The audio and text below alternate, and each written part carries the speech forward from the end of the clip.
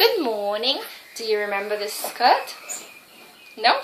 I haven't worn it for a while, but after Orsha's diet, I can wear it and I don't feel like I'm suffocating. So, check it out.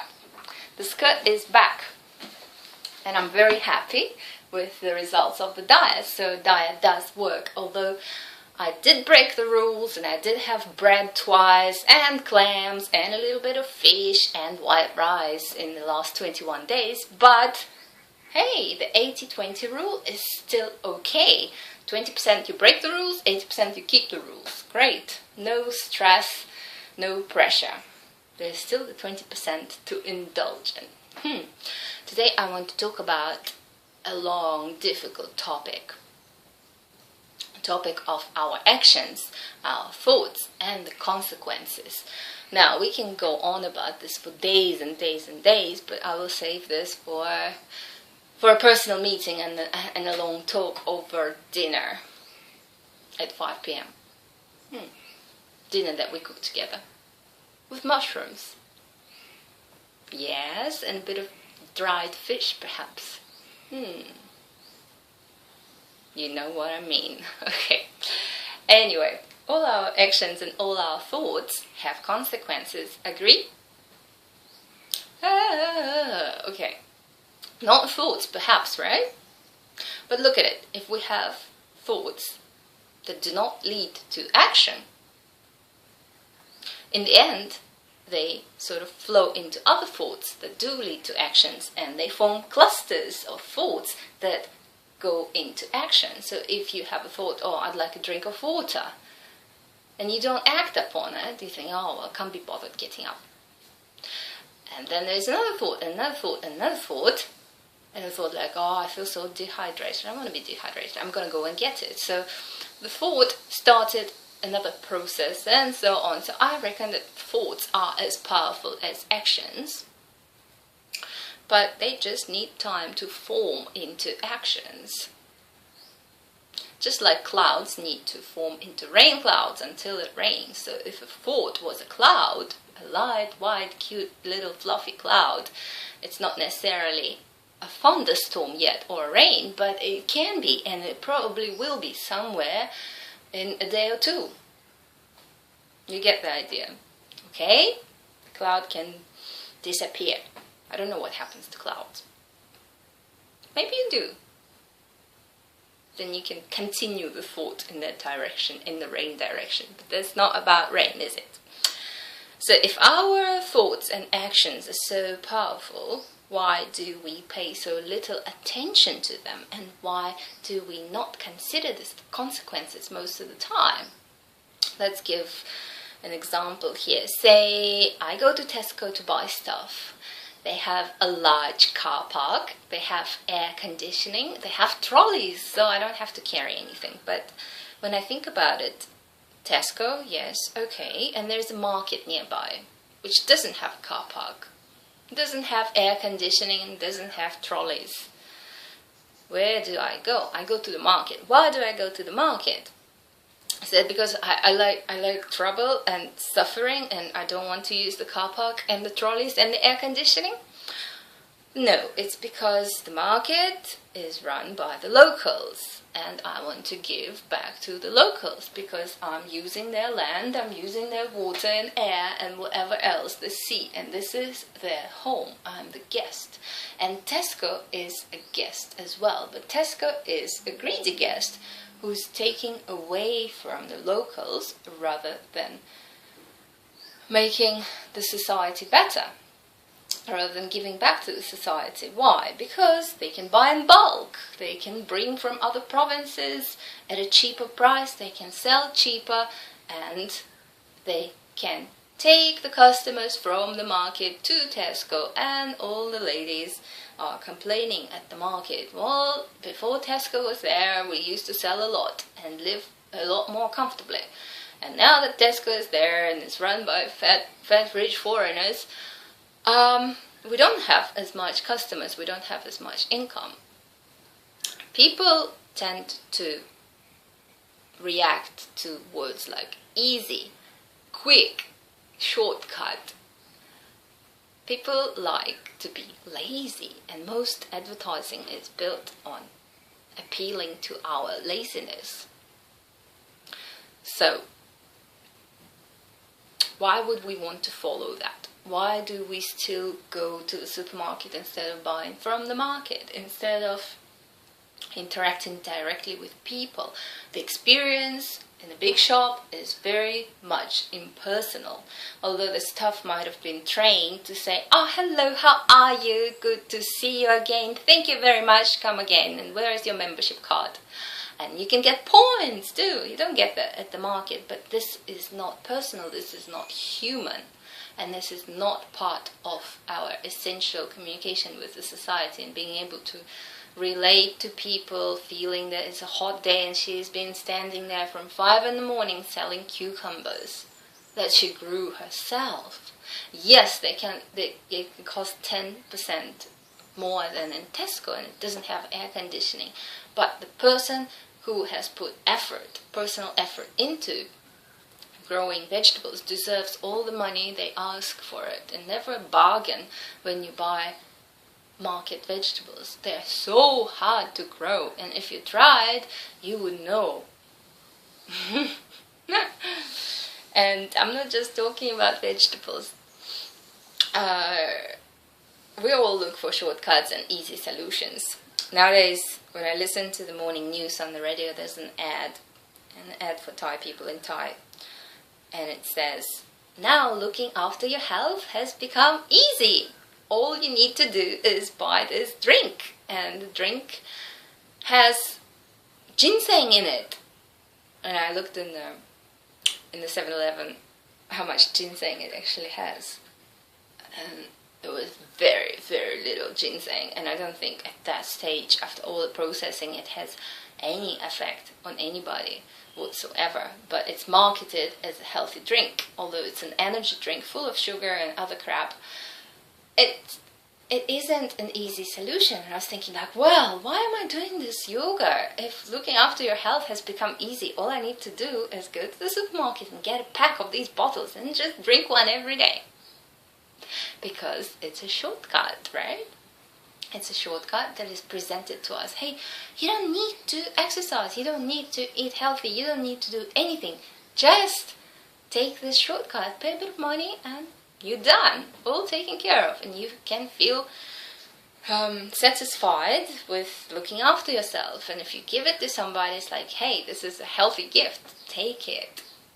Like in Korea, they also sell ginseng candy with very little ginseng in it, lots of gelatin, sugar, and whatever else. And it's considered the healthy candy. Hey, here's the candy. Look after yourself. It has ginseng in it. Yay. But when I brought real ginseng here, you know, the ginseng ekis, black stuff, which is the most bitter thing in the world that anybody has ever tried. It's a 6-year-old root of ginseng, without any sugar, without any additives. And then I gave it to the father of the house and mother of the house to eat, because it lowers your blood pressure and so on. And they tried it and said, "That's not ginseng." Like, what do you mean it's not ginseng? It's bitter. Like, yeah, it's supposed to be bitter. But we have tried ginseng candy and ginseng drink, and they were sweet. And they smelled really nice, but this smells really sharp and real. And the more I tried to tell them, and they're quite old, and the more I tried to tell them that, hey, this is the real stuff. This is the real stuff. This is what it's supposed to taste like. And they said like, well, they were really suspicious. Well, maybe this is Korean ginseng, but the real ginseng, like from China and Japan, I'm sure it's sweet. It's not. And what can you do then? Totally brainwashed by all the advertising. Totally. So, what else? What sort of choices bring consequences? Am I stepping away from the topic? Yes, indeed. Every action brings a consequence. Actions of buying our buying choices. Our buying choices every single day, because you rarely spend a day without buying anything. We always have our wallet and our house key with us, and a cell phone. You can't go anywhere without a wallet nowadays. And if you do, it's a day full of trouble and inconvenience. You always have to have money on you or a card, right? So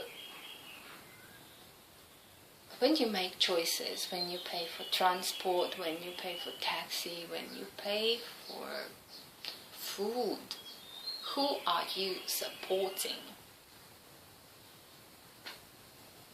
Who are you supporting? I have a good work opportunity. Say I had a good work opportunity here. Somebody wanted to open a beer factory, a brewery. And I was like, yay, this is easy peasy, let's. And I was like, hold on. There are so many drunk drivers on the island killing themselves and other people, innocent people, every day. There is no drink and drive service. Thai people do not know the consequences of drinking and are really not careful with drinks because it feels good.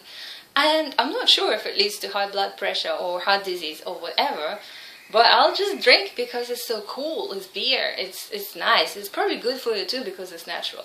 There is just not enough knowledge, not enough education in the area. So if there's a beer factory here, beer brewery, it will be very popular. But it will lead to more accidents, more alcoholics and more drunk people, more violence, more deaths, and more broken families. Is that what I want to support? A good friend of mine works for a tobacco company in New Zealand. He doesn't smoke, but he's been working for the company, I think, more than 5-10 years now. There's something about it that just doesn't sit right, and he is always working so hard, doing his best at work. Tobacco company. Of course, it's everybody else's choice, but I would never want to put any of my talents or any of my energy and time into something that is not right in its core. Energy drinks, promoting supermarkets, whatever else, smoking, drinking, the easy solutions, diet pills. Hey, you don't need to exercise, you don't need to eat healthy, just eat this little pill once a day and you're going to be slim and healthy. Yay! I did it and I lost all the weight that I had, extra 25 kilos. See, this is what the pill gave me. Yay, let's buy the pill. Okay? This is worse than lying. It is lying, right? It is lying. So, there are some obvious examples, but there are examples that are not so obvious. And medicine and all industry with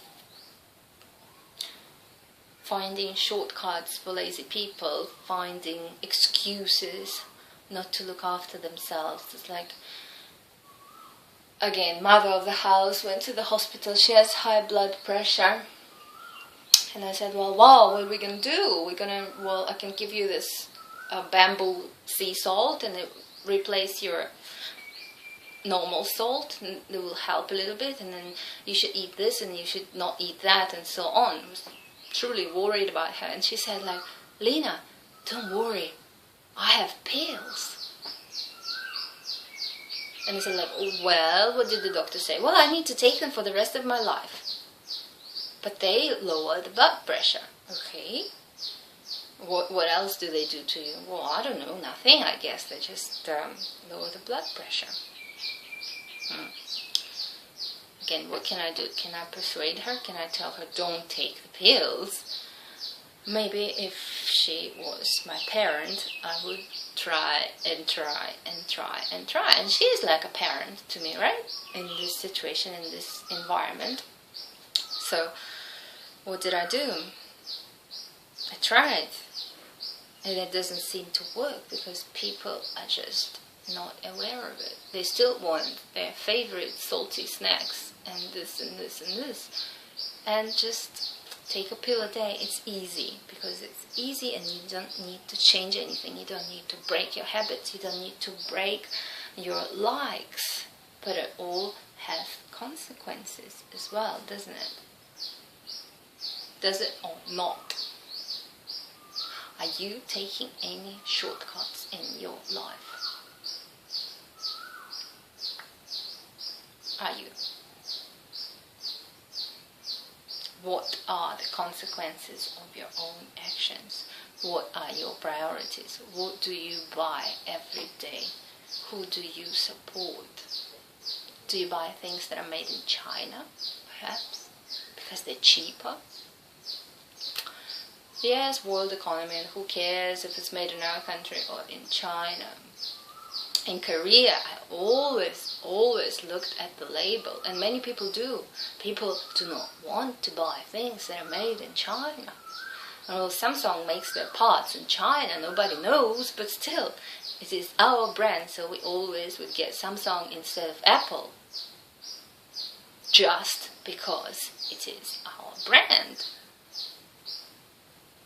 And clothes, if it says on the label not made in Korea but made in China, I would not buy it because I want to support my country's economy. And things like smaller companies that use environment-friendly colors, environment-friendly cotton, and so on, things that are natural, of course, deserve customers, deserve loyal customers, even though the price might be a little bit higher. But when you make choices in everything, when you walk through the supermarket with your basket, think about it. Can you buy from the locals? Can you buy from people who work really hard for it? Yes, the owners of the supermarket work hard for it too, but they work with their brains. They work with one motivation and their minds, in their hearts, greed. And you are contributing to that greed by supporting them, by being the lazy consumer who takes a trolley and goes into the air-conditioned convenient space with a large parking. Hey, is this bitching or is this provoking any thoughts? It is in me, at least. And what led to it? Buying cat food, Whiskers, because it is easy, because it's in a little sachet that I just open and squeeze it into the plate. And I fed the cats like that until now. And yesterday I thought, okay, why don't I soak some dried fish in the water and some brown rice, mix it with fish and feed that to the cat. It took half an hour. It wasn't convenient, but it didn't have what it had in the packet. What did it have in the packet? Yes, there was some fish, but that fish was killed a long time ago. And it coloring, flavoring, this and this and this and that. And totally no enzymes because it's a pre-produced food. Heated, killed. You know?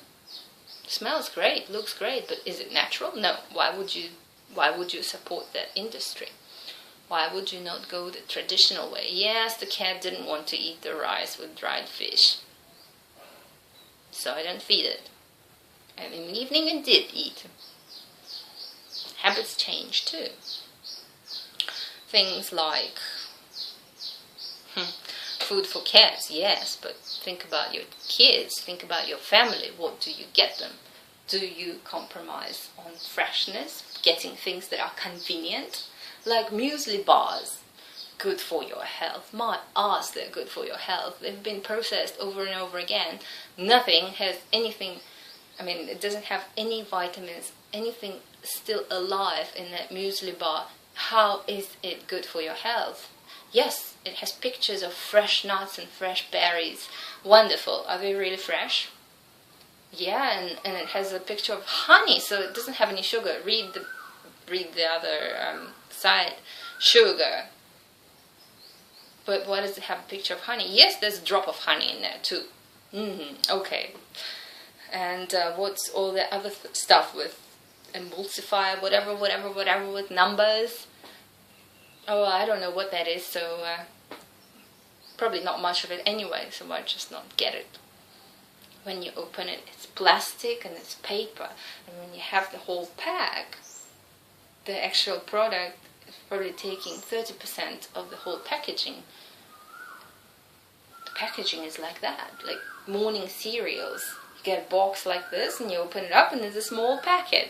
You open up the packet and there's half of the packet in there.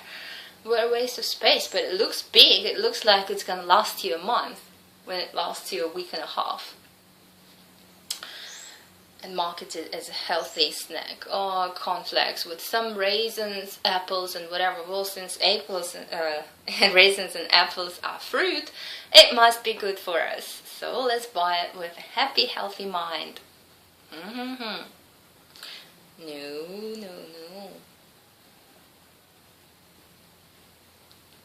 I get very passionate talking about things like that because they are so obviously not true. All the advertising, all the appeals to the lazy us, to the stupid us, to the us who do not want to do any research, who trust TV ads, trust radio ads, who trust pictures on the packs. When you buy a packet of cheese or milk, you see this green fields and a cow standing there. Oh, the cow looks good, just like in Switzerland. And the green fields and the blue sky. When you actually trace the milk back to the cow has never seen sunlight. They've never been fed green grass. And they've never walked around the fields. Yes, they're fed hormones so that they grow quicker and become beef on your plate. But they're not the happy cows that you see on the picture.